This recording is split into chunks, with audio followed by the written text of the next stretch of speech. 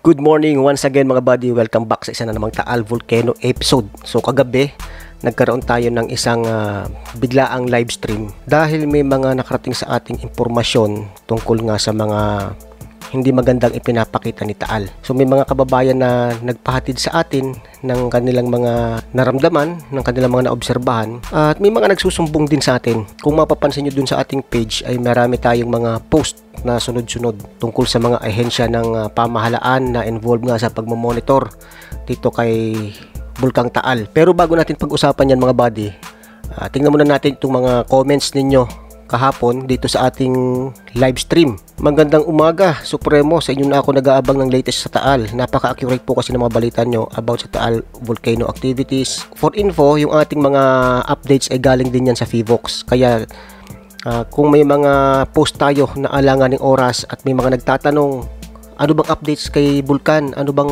nangyayari ngayon dyan, delikado na ba, naghihintay po tayo ng updates galing kay Fivox na ipinapalabas nila every 8 o'clock ng umaga. Yan po yung katotohanan dyan. Hindi po natin sila pwedeng pangunahan.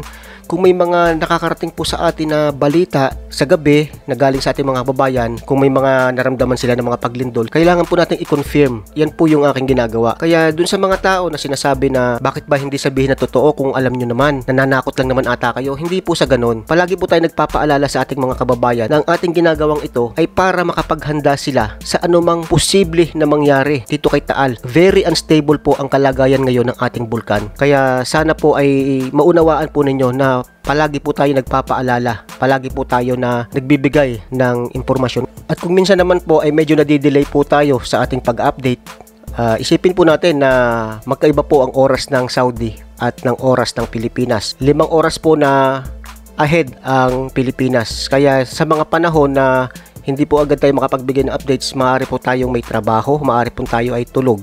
Pero minsan naman napapatapat na ang pagpapalabas ng Fivox ng kanilang mga updates ay gising tayo or may trabaho tayo na pwede nating i-post agad ito.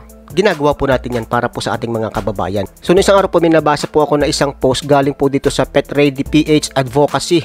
Ito po ay isang organisasyon na kung saan ay tumutulong sa mga tao na may mga alagang hayop, lalo na sa mga panahon ng paglikas. Hindi naman natin maikakaila nung last January 2020, bukod sa tao, maraming hayop ang naapektuhan din ng pagputok ni Bulkang Taal. Kaya po yung purpose po nitong Pet Ready PH Advocacy ay para maalagaan o maisalba ang inyong mga alagang hayop sa mga sakuna na darating. Kaya maganda po itong kanilang adhikain at meron din po silang YouTube channel, ito pupuntahan po natin, na kung saan ay pinapakita na dito yung kanilang mission, Pet Ready, Lessons on Animal Rescue and Pet Preparedness from Taal Volcanic Eruption. Hindi lang po tao yung ating ipinaghahanda sa mga panahon ng sakuna, kundi pati na rin po yung mga pangangailangan ng ating mga aso, ng ating mga alagang hayop. Sana po malinaw po yan sa inyo. Huwag po natin silang iwanan kung sakali po na tayo ay magkakaroon ng mga paglikas. Yan po yung aking paalala po sa inyo. Dumako po tayo ngayon dito sa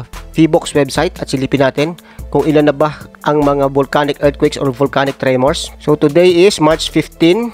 In the past 24-hour period, the Taal Volcano Network recorded 252 volcanic earthquakes, including 17 episodes of volcanic tremor having durations of 1 to 4 minutes and 5 hybrid earthquakes.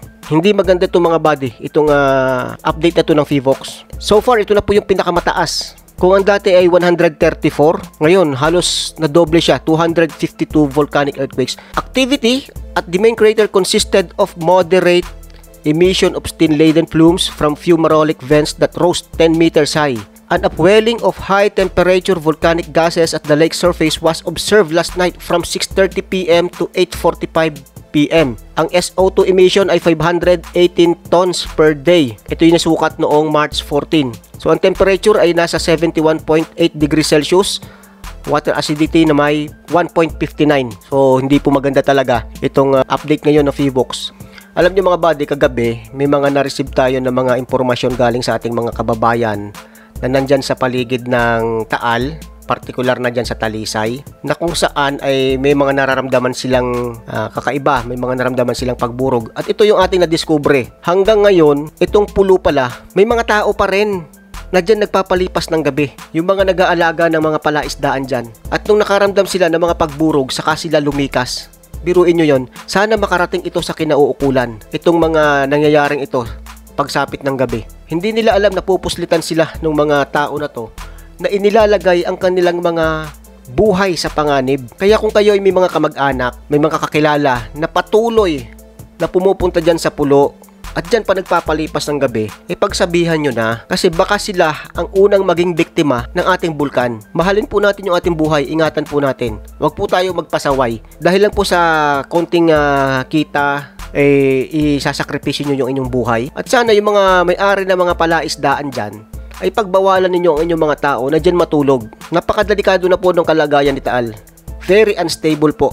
Kaya sana po ay inyong seryosohin itong bantang ito ng ating bulkan. At ang isa pa na nakarating sa atin na impormasyon, may mga tao na nagtatanong sa akin kahapon, bakit po nagsisilikas na? Kasi may mga nakikita daw sila na nagsilikas. Kaso ang mga ito ay may mga direktang contact sa FIVOX or yung mga kapamilya nung taga FIVOX.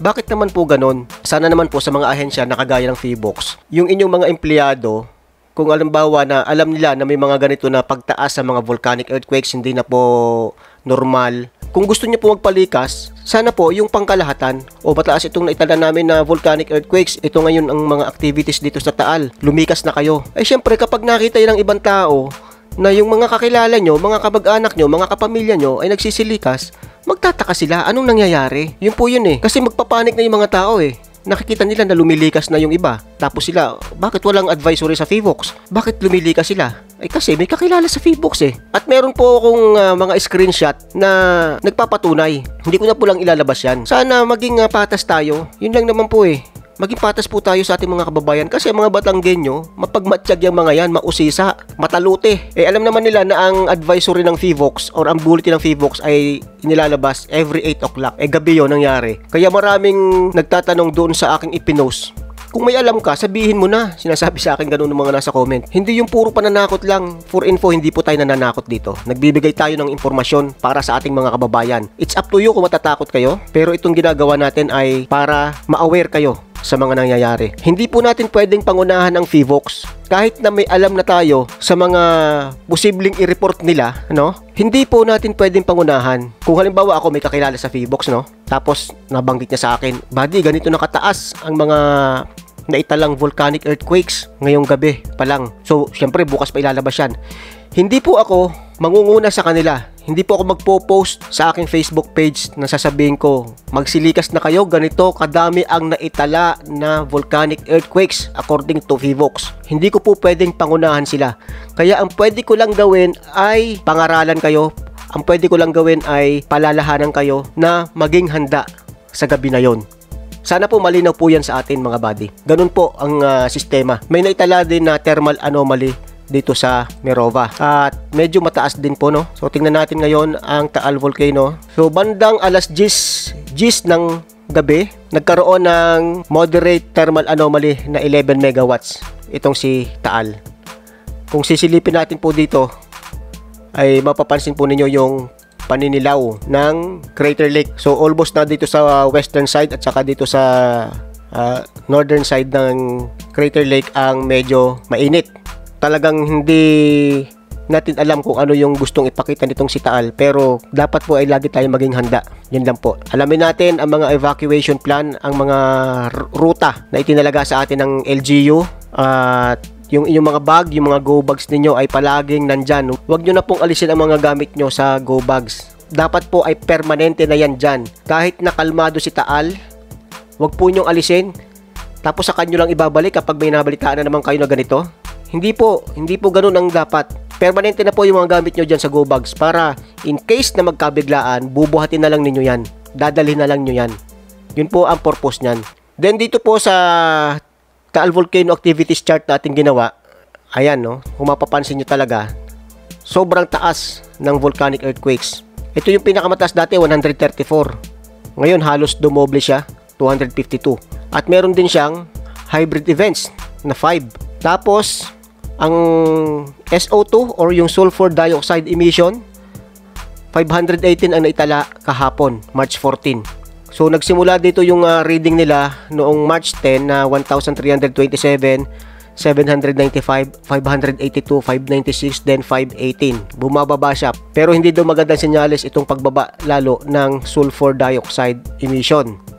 Tunghayan naman natin itong sinabi ni MyG World tungkol nga dito sa pagtaas ng volcanic earthquakes ngayong araw na to. So dito po sa first part ay ipinaliwanag niya yung mga nangyayari. Basahin na lang po ninyo sa kanyang Facebook page. Ang basahin natin itong nasa last part. Mas doblehin na lang po ninyo ang pagiging alerto, lalo na ang nasa malapit sa TVI. If patuloy ang ganitong activity at mas tumaas pa lalo ang risk of magma breaching, the uppermost brittle layers of TVI ay magtataas po niyan ulit ng alert level ang PHIVOLCS. Sa ngayon, wala pa naman po silang advice na kailangan na lumikas. So nasa kanya-kanyang risk assessment po ng mga LGU and kayo din kung ano ang kailangan nyong gawin for your safety. Tama po yung sinabi po ni MyG World. Taal volcano appears to be in or almost at critical state. Nakadepende na lang po ito kung phreatic ba or magmatic ang eruption na mangyayari if patuloy ang upwelling ng magma o yung pagtaas. Ayoko pong pangunahan ng agency and authorities on this, but all I can do is advise you to carefully assess your situation and preparedness. Always prepare for worst case scenario. Nobody knows how big or small this will be, but with evolved and remobilized, re-energized magma involvement, the chances of a pyroclastic eruption is high compared to last year. Ayan po ha. Kapag magmatic ang eruption type na magaganap. Pero andyan pa din po ang chance na posibleng phreatic lang. Tingnan ninyo, kahit na itong si MyG World marami ang alam, eksperto pagdating dito, ayaw niyang pangunahan ng PHIVOLCS. Ang tanging kayang gawin niya ay ang magpaalala, ang ipaliwanag kung ano ang nangyayari sa bulkan. Kaya sana lawakan po ninyo ang inyong pag-iisip tungkol sa bagay na to. Kahit na kayo ay nakasubaybay sa akin at nagtatanong, ano po na ba ang updates? Supremo, Buddy, ano na po bang update sa Taal? Delikado na po ba? Paano ko masasagot? Wala pang update ang PHIVOLCS. Hindi po tayo pwedeng gumawa ng sarili nating update. Ganun lang po yun. Hintayin po natin yung advisory na galing sa PHIVOLCS at yun po ang ating ipinopost sa ating Facebook page. Sana po malinaw po yan. At kung hindi ka pa nakasubscribe sa akin channel, pakipindot ng subscribe button, pati na rin ang bell icon para updated ka sa mga Taal Volcano updates na ating gagawin. Maraming salamat. Ito po ang inyong Supremo. See you next time, mga buddy.